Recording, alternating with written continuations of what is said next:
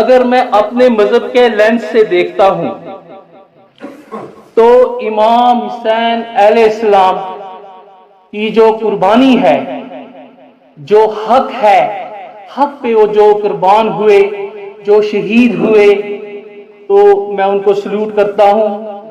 کیونکہ آپ دیکھیے، کیونکہ میں اس ٹاپک کو چھیڑنا نہیں چاہتا ہوں، کیونکہ یہ خوشیوں کا دن ہے، شبان ہے، ولادت ہے، لیکن تھوڑی انٹروڈکشن کے لیے مجھے یہ کہنا پڑا ہے، کیونکہ اب میں زیادہ وہ بات نہیں کروں گا میں، کیونکہ یہ خوشیوں کا مہینہ ہے، شبان ہے، کیونکہ یہ رجب، شبان اور رمضان یہ بیچ والا مہینہ ہے۔ اس کو میرے بھائیوں آپ سمجھو، سمجھنے کی بات ہے۔ رجب اگر آپ دیکھتے ہیں تو مولا علی علیہ السلام آپ کی ولادت ہوئی ہے۔ اگر ہم شبان کا تین شبان دیکھتے ہیں تو امام حسین علیہ السلام آپ کی ولادت اس میں ہوئی ہے۔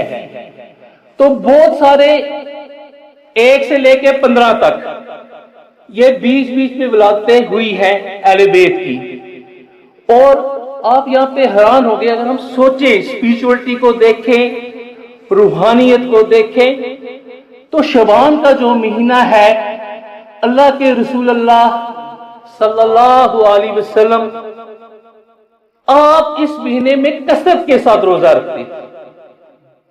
یہ ایک، یہاں عالم بیٹھے ہیں بہت، یہ ایک روحانیت کا پہلو ہے، آپ اس چیز کو سمجھو۔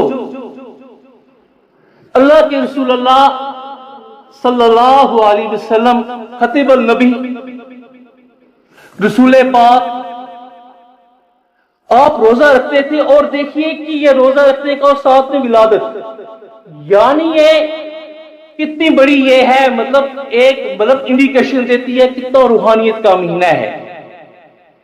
تو آپ نے فرمایا کہ یہ جو مہینہ یہ میرا مہینہ ہے۔ میں پڑھ رہا تھا جو درود آئے اسی مہینے میں اللہ کے رسول اللہ صلی اللہ علیہ وسلم پر،